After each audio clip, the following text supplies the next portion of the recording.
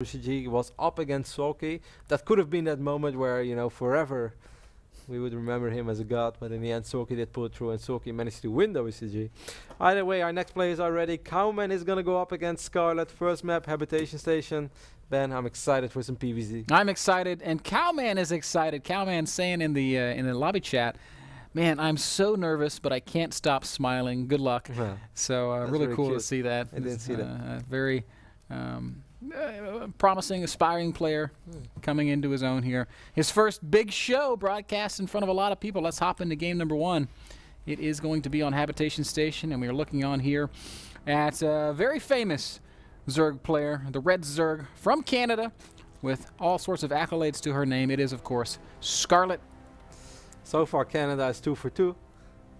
That's right. Could be 3 for 3 soon. That would be that'd be pretty awesome. Scarlett's opponent up in the top left-hand corner of the map, the blue Protoss player. He is Cowman, and he's got a very cool little logo circling his Nexus, little alien face. That looks like the guy from. Okay, when I zoomed in on it, it didn't, but from far away, it looked like the guy from Mortal Kombat, like not Sub-Zero, not Reptile. Reptile? Yeah, kinda. Or Smoke. Where smoke is fire. That's what he said, huh? Smoke comes before fire. Yeah, that's a throwback. Mortal Kombat. I played a lot of that game back in the day. So did I.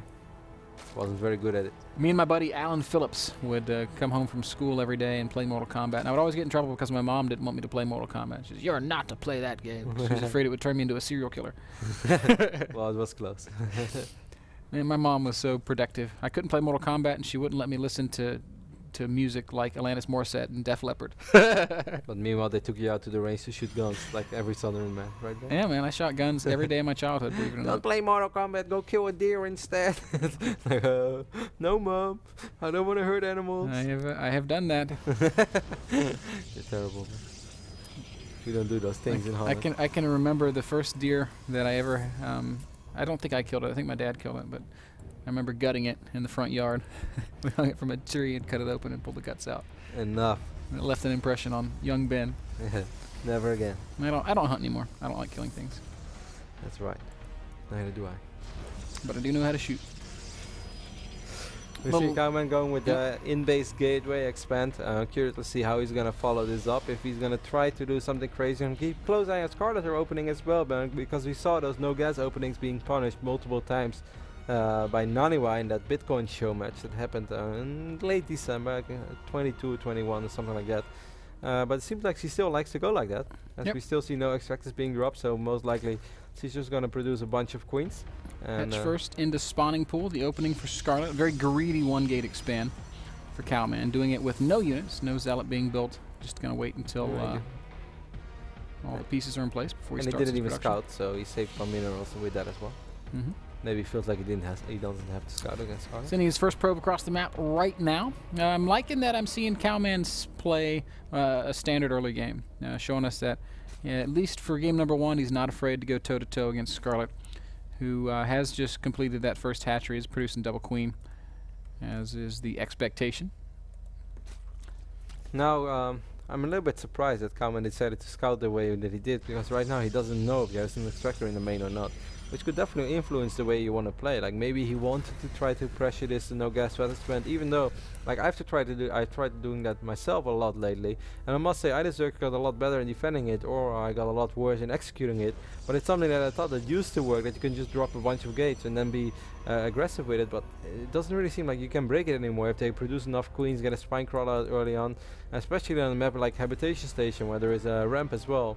I think if Cowman, which he is doing though, he's dropping 3 gates, so he will most likely execute at least some sort of pressure. I think he's going to have a hard time making this really worth it. Because let's not forget, if Protoss opens up like this, there's not a very good follow-up tag. Like it's this for a while and then it's going to stay this. And then, you know, if he wants to drop a Robo or a Twilight or a Stargate somewhere in between, it's going to take a very long time before that kicks in. So I really wonder, Ben, I really wonder how this is going to go for Cowman. Because I don't think it's going to go very well.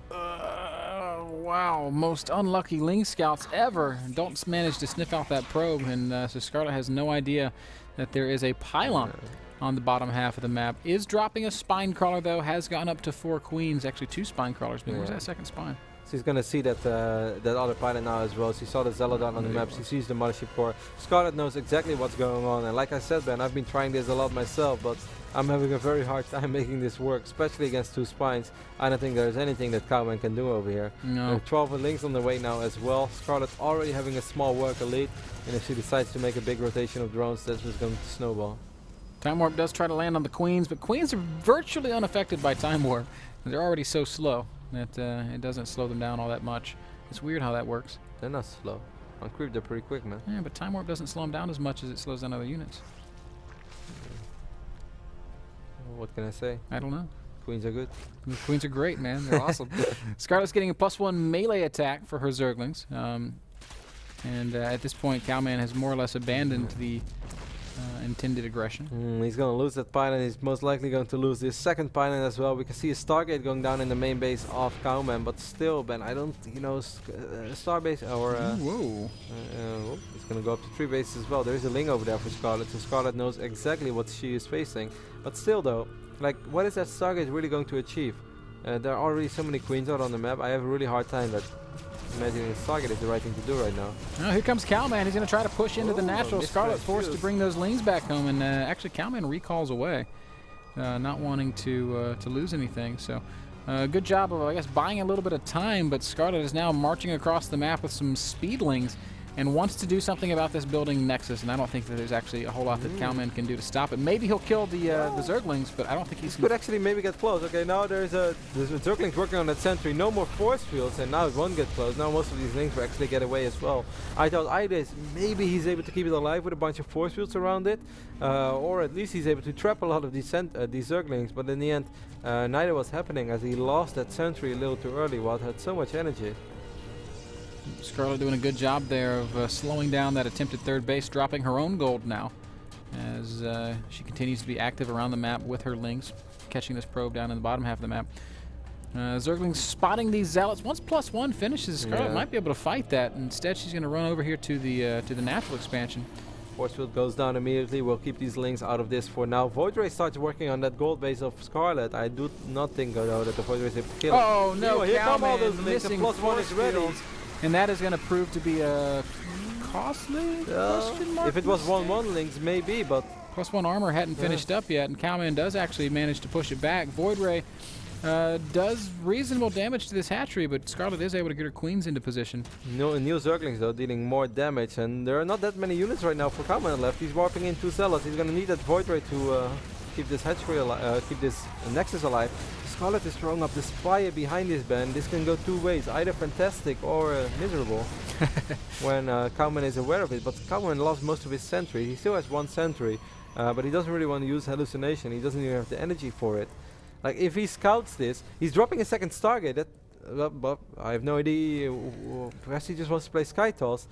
Man, if he starts making a bunch of Phoenixes, this could be so good for him if he's indeed facing Mutalisk, which I'm expecting, unless we're going to see Link or up there. But he seems to have a pretty good feel on what's happening. We'll see what his unit production looks like. But if he sniffs out these mutas and starts making Phoenixes 2 at a time, he should be in an excellent he doesn't position. know yet. I think he's worried about Hydralisk for now, so he's just going to rely on Force Fields and Void Rays, which can be excellent against Hydras. It's a style that's hard to execute. Naniwa loves using it. I love failing with it. I think it's very hard. First Mutalisk in production, only 5 though. Scarlett actually running up into a supply block, making also 5 Overlords at a time. Here comes that hallucinated Phoenix band. That's going to be so important. These Zerglings working on the sentry. They actually have a lot of damage. There's no energy for Force Field. And good Warpins are actually going to save the day here. As one Link. poor confused Zergling. All right, 13 Mutalisk right now, Ben.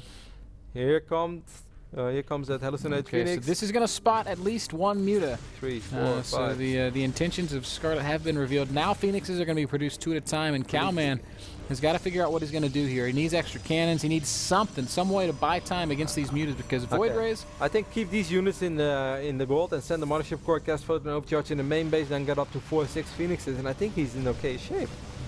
Void Rays are going to chase away the mutas for now. I mean, there are 50 mutas. Oh, no, don't do that, Void Rays. You're not that strong.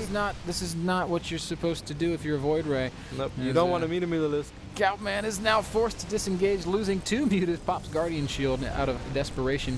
Phoenixes are in tow now, but Phoenix count not really where it needs to be. Scarlett's going to play Mutalisk Corruptor upon spotting these Phoenixes.